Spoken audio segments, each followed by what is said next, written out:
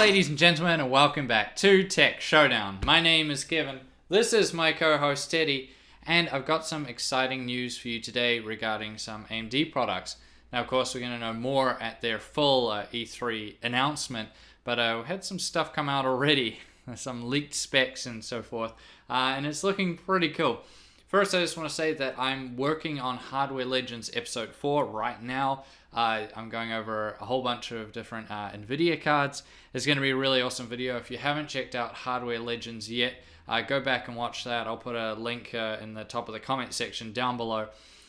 We've done, the 9590, the R9 290, and Intel Sandy Bridge. They're really good videos. I put a lot of time and effort into them, and I think you guys will really enjoy them. So, to the leaks. Both of which come from video cards, because of course they do. So first, the Ryzen 9 3950X. This is the 16 core that we've been hearing so much about. I spoke to certain individuals at Computex, let me just put it that way, and yeah, they definitely confirmed it to me about the 16 core CPU, and it's looking like a bit of a beast here. So specs wise, we knew it was going to be a 16 core 32 thread. That's been confirmed. Clock speeds wise though, look at that, 3.5 on the base. Yeah, that's decent, but then look at that boost. Whoa, 4.7.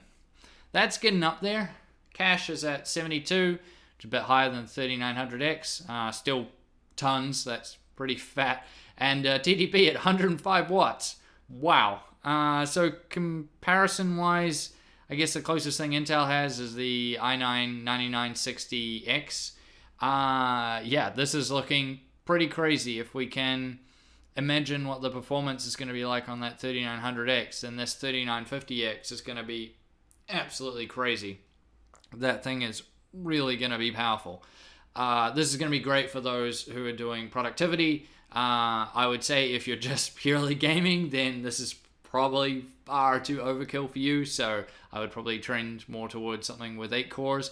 Even the 12 core, I would say if you're just purely gaming, the 12 core is going to be a bit much, but this one's going to be awesome, especially for people like me, tech YouTubers, content creators, those types of people who are gaming and doing productivity stuff is going to be great, and just people who are doing straight up productivity. I mean, it's going to be a seriously powerful CPU with those clock speeds. Keep in mind though that 4.7, that'll just be probably on a single core, maybe 2 cores. That will not be an all-core turbo. I mean, no, it won't be. Not with that TDP, that's for sure. It's just that's way too high. But of course, that does line up with the other ones. It's a bit lower of a base clock compared to the 3900X, but it's a bit more on top. Same TDP though. And we don't have any idea on the pricing just yet. Maybe that will be revealed tomorrow.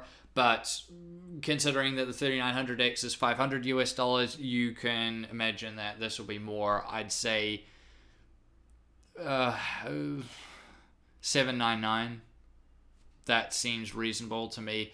But really, they don't even need to go that low. They could put it at $1,000 US, like $999, and that would still, people would still buy it. So maybe it's wishful thinking that it would be $799, but maybe it is, maybe it will be that, but it could potentially be. I don't think it would be more than $1,000, but I mean it could be up to $999. I'd say it would be there. I wouldn't imagine it would be less than $799 either. So it's probably going to be either one of those two or in between that amount. Now we also got some GPU leaks, and this is about the RX5700 XT GPU, which AMD showed at Computex, apparently beating the RTX 2070 by 10%. So this is looking good. We can see the specs there, stream processor wise, coming in with 2560. That's fine. Good clock speeds there, apparently boosting all the way up to 1905 megahertz, although it says game clock is 1755 and the base is 1605. So I imagine it's going to be like 1905 is going to be the highest you will see, and then that 1755 will be probably where it usually hovers around, and then the base, obviously 1605, that'll be the minimum there. So it's giving you about a 300 megahertz kind of wiggle room in between. This is just probably a fancier marketing way of doing it, considering Nvidia with their graphics cards with GPU Boost 3.0, they will tell you the base clock and the boost clock, and oftentimes those GPUs run obviously higher than the base clock, but oftentimes they sit higher than their rated boost clocks as well. So I think it's just AMD sort of marketing it a bit more that way, where Nvidia generally doesn't do that. Their kind of clock speeds are you're most likely going to see higher than what you will with the ones they put on the box, put it that way. Memory wise, 8 gigs of GDDR6 memory, that's good, obviously made to match the RTX 2070 there. No idea on the speeds though. We know it's a 256-bit bus, but no idea on the memory speeds.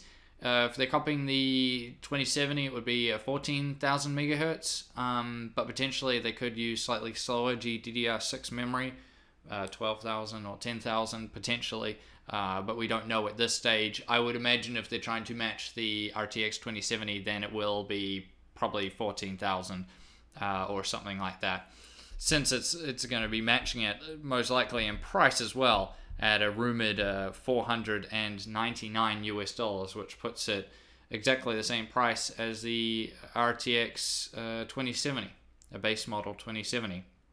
So this one's a little bit less exciting to me, mainly because, I mean, if they're showing it probably in best case scenario doing 10% better than a 2070, then we can imagine across a wide range of games, say like 30 games for example, then it will probably be maybe just slightly better, probably just matching it in a lot of titles.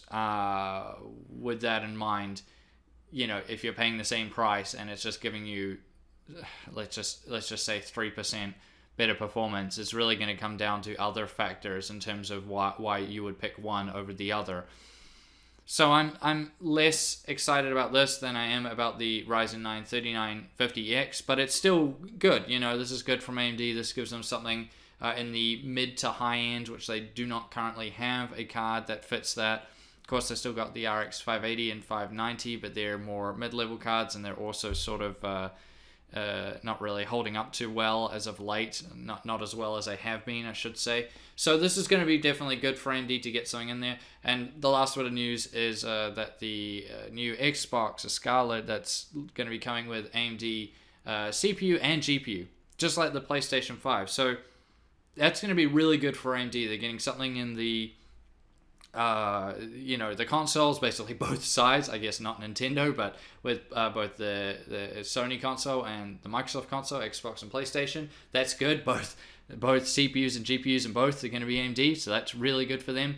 That's going to make it a lot easier for game developers, and I think that will potentially mean that the desktop rigs using AMD CPUs and GPUs, for those out there that will be doing that in the future, more and more games will be developed to optimize that tech because of the consoles. This is in theory.